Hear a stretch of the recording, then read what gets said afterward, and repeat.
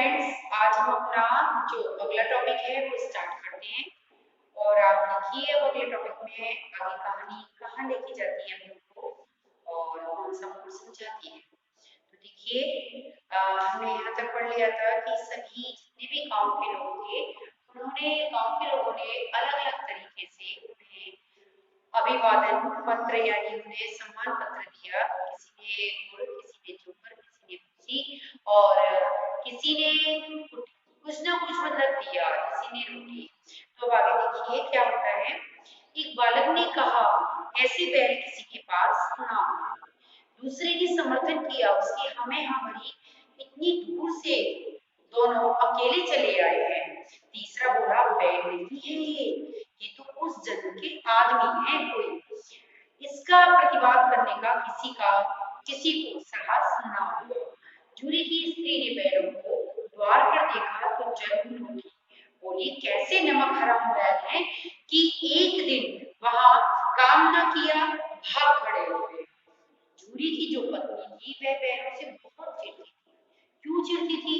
वो इसलिए चिढ़ती थी क्योंकि सारे दिन जूरी बैलों की सेवा करता रहता था, उनसे प्यार करता था, उनसे स्नेह करता था, उनसे आत्मीयता का भाव रखता था। तो जूरी की पत्नी को ये लगता था कि मानो ये मेरी तरफ तो ध्यान देते नहीं है और पूरे दिन बैलों में लगे रहते हैं और इतना अच्छा खिलाते हैं बैलों को और काम भी ज्यादा करवाने में इनका दिल मतलब गवाही नहीं देता। करवाता था काम, लेकिन ये नहीं कि उन्हें जोते चला जा रहा है, उन्हें खाने के लिए नहीं दे रहा, ऐसा नहीं था। तो इसी वजह से वो उनसे चिढ़ती थी। जूरी अपने बैलों पर यह दोष आक्षेप ना सुन सका। नमक हराम क्यों है? जूरी ने कहा, नमक हराम क्यों है? दाना चारा ना दिया होगा तुम्हारे भाई ने तो क्या करते? इसीलिए वहां से यहाँ आ गए। आगे की शब्द मैं बोल रही हूँ, जो बातें स्पष्ट करवा रही हूँ आपको। ये पंक्ति आपसे जो कहना चाह रही है वो मैं स्पष्ट कर रही हूँ। इसमें कम शब्द में ज्यादा शब्द बोल रही हूँ, क्योंकि जब हम आंसर करेंगे, क्वेश्चन करेंगे ना, तो वो सारी चीजें हमें बढ़ा के लिखनी होती है। स्त्री ने रौब से कहा, एकदम से सुजलता करके कहा, रौब से कहा कि बस तुम ही तो बैलों को खिलाना चाहते हो और तो सभी पानी पिला करके रखते हैं, यानी और तो जितनी भी दुनिया में लोग हैं वो तो पानी पिलाकर बैलों को जगा रहे हैं, उन्हें अपने घर में उनका पालन पोषण कर रहे हैं और तुम ही एक इकलौते ऐसे हो जो बैलों को खिलाना पिलाना जानते हो। जूरी ने चिल्लाया, चारा मिलता तो क्यों भागते मेरे बैल? वहां रहते ना तो तुम्हारे भाई के यहाँ से यहाँ आ गए। स्त्री चिढ़ी, भागे इसलिए वह जूझल खा करके बोली, भागे इसलिए कि वे लोग तुम जैसे बुद्धुओं की तरह बैलों को सहलाना नहीं जानते।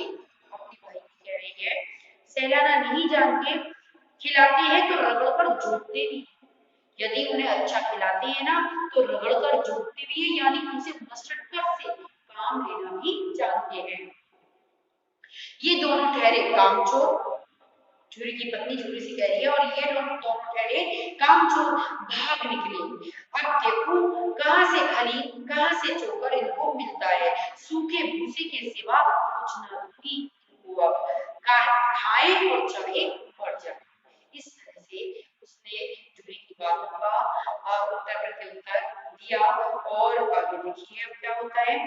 वही हुआ, मजूर को कड़ी ताकीद कर दी गई कि बैलों को खाली भूसा, सूखा भूसा डाला जाए। देखिए जो आपने देखा होगा ये ट्रक वगैरह जो लाद कर लेके जाते हैं ना बेटा, पीले रंग का, पीले रंग का वो तो होता है भूसा, और जो ग्रीन रंग की, हरे रंग की जो मतलब कटी हुई इस तरह से होती है वो होती है खूंटी। उससे क्या होता है कि जानवर जब खाते हैं ना तो उसमें एक रस होता है, जैसे एक तो खा रहे रूखी रोटी और एक खा रहे घी की रोटी, तो घी की रोटी ज्यादा स्वादिष्ट लगती है। तो इसी प्रकार जानवरों को भूसा को सूखा लगता है, वो फंदा देता है गले में, और जो रोटी यदि होती है तो उससे उनके मुंह में रस बनता है, वो स्वाद लगता है, उससे दूध भी जानवर अच्छा रहता है। तो वही चीजें यहाँ पर कही है। उसकी पत्नी ने कह दिया कि केवल सूखा भूसा इनको डालूंगी। बैलों ने नाद में मुंह डाला, यानी चारा चरने वाले बर्तन के अंदर, नाद के अंदर मुंह डाला तो फीका फीका, ना कोई चिकनाहट ना कोई रस, क्या खाएं बेचारे। आशा भरी आंखों से द्वार की ओर तकते रहे। बेचारा कहते हैं ना कि एक औरत के आगे आदमी की नहीं चलती है, तो वही हुआ कि वो बेचारे क्या करते, चुपचाप जानवर तो खड़े हुए हैं और बेचारा जो झूरी है उसकी इतनी ताकत नहीं कि पत्नी ने मना कर दिया है तो ला करके उनके लिए पूरी डाल दे। तो देखो फिर क्या होता है, दोनों बैल द्वार की ओर ताकने लगे। झूरी ने मजूर से कहा, मजूर कहते हैं मजदूर, जो काम करने वाले जो होते हैं ना घर में, वो मतलब जैसे इधर उधर का काम लेना देना, वो सब वो काम करता था। वैसे सही भाषा में कहा गया है मजदूर, और वैसे इसमें जो शब्द कहा गया है वो बोला गया है मजूर, देशी शब्द होता है। से कहा, थोड़ी सी खली क्यों नहीं डाल देता बे, एकदम से बोला उससे किसने, झूरी ने। मालकिन मुझे मार ही डालेगी साहब, मजदूर ने उनसे कहा, किससे कहा, जूरी से, कि मालकिन मुझे मार ही डालेगी साहब, चुरा कर डाला। किसने कही ये बात, जूरी ने। ना दादा, पीछे से तुम भी उनकी सी ही कहोगे, अभी तो मेरे मुंह पर मेरी ऐसी बोल रहे हो और ऐसे दिखा रहे हो कि जैसे तुम्हें डर नहीं है, लेकिन जैसे ही यहाँ मालकिन आ जाएंगी तो तुम उनके मुंह पर उनकी कहने लग जाओगे और मेरे साथ मेरा साथ ना दोगे। सेकेंड पार्ट, दूसरे दिन झुरी का साला फिर आया और बैलों को ले गया, ले चला। दूसरे दिन फिर वापस आ गया, गया और वहां से बैलों को ले चला। उसने दोनों बैलों को गाड़ी में जोता, गाड़ी में बांध दिया। दो चार बार मोती ने गाड़ी को सड़क की खाई में गिराना चाहा। देखिए, इनमें एक बैल का नाम है हीरा और दूसरे का नाम है मोती। तो जो हीरा है वो थोड़ा, उसके अंदर सांत्वना है, और जो मोती है वो थोड़ा आक्रोशित होता है, उसके अंदर आक्रोश है, गुस्सा है, थोड़ा जल्दी से तेज, उसको मतलब नाराजगी जल्दी हो जाता है। तो कहा है कि उसने जब गया लेकर के जा रहा था तो उसने उस बैलगाड़ी को कई बार तो खाई में गिराने की कोशिश करी, गिराने की कोशिश करी, पर हीरा ने संभाल लिया। वह ज्यादा सहनशील था, अंडरलाइन कर लीजिएगा बेटा पूरे पर। संध्या समय घर पहुंचकर उसने दोनों को मोटी रस्सियों से बांधा और कल की शरारत का मजा चखाया। कल जो वो यहाँ से चले गए थे, कहाँ पर, झूरी के पास, उसका मजा चखाया, यानी मारा बैलों को उसने चखाया, फिर वही सूखा भूसा डाल दिया। अपने दोनों बैलों को अपने दोनों बैलों को खली चूनी सब कुछ दिया, यानी उसके घर के जो बैल थे उन दोनों बैलों को अच्छा खाना दिया, उनको कुटी भी डाली, उनको चोकर भी डाला, सब कुछ डाला उनके लिए, और बेचारे चूरी के जो बैल थे उनको सूखा भूसा डाल दिया। नाद की तरफ आंखें तक न उठाई दोनों ने। दूसरे दिन गया ने बैलों को हल में जोता, पर इन दोनों ने जैसे पांव न उठाने की कसम खा ली थी। वह मारते मारते थक गया, कौन गया, मारते मारते उन दोनों को थक गया, पर दोनों ने पांव ना उठाया। एक बार जब उस निर्दयी ने हीरा की नाक पर खूब डंडे जमाए, आगे जो नाक थी उस नाक पर कस के डंडे मारे उसने, डंडे जमाए, तो मोती को उस मोती का गुस्सा काबू के बाहर हो गया। हल लेकर के, जिसकी गर्दन पर हल रखा हुआ था उसे लेकर के वो भागा। हल, रस्सी, जुआ, जोत, सब कुछ टूट टाट करके बराबर हो गया। जितनी भी चीजें से वो गाड़ी से बंधा हुआ था वह सब कुछ टूट गया। गले में बड़ी बड़ी रस्सियां ना होती तो दोनों कड़ाई में ना आती, क्योंकि रस्सी काफी मोटी और बड़ी थी रस्सी, इसी वजह से दोनों कड़ाई में ना आए। दोनों पकड़ाई, गले में बड़ी बड़ी रस्सियां ना होती तो दोनों पकड़ाई में ना आती, लेकिन अभी पकड़ाई में आ गई थी। हीरा ने मूक भाषा में कहा, मूक भाषा मैंने बताया था उधर आपको सांकेतिक भाषा, जो इशारों से बात करी जाती है वो भाषा, कि अरे यार भागना व्यर्थ है क्योंकि अपन को ये पकड़ लेगा। मोती ने उत्तर दिया, तुम्हारी तो इसने जान ही निकाल दी थी हीरा, अब की बड़ी मार पड़ेगी, अब की भागे तो बहुत मार पड़ेगी, पढ़ने दो, बैल का जन्म लिया है तो मार से कहाँ तक बचेंगे। गया तो आदमियों के साथ दौड़ा आ रहा है, दोनों के हाथों में लाठियां हैं। मोती बोला, कहो तो दिखा दूं इसे, एक दो सींग इसमें घुसा दूं।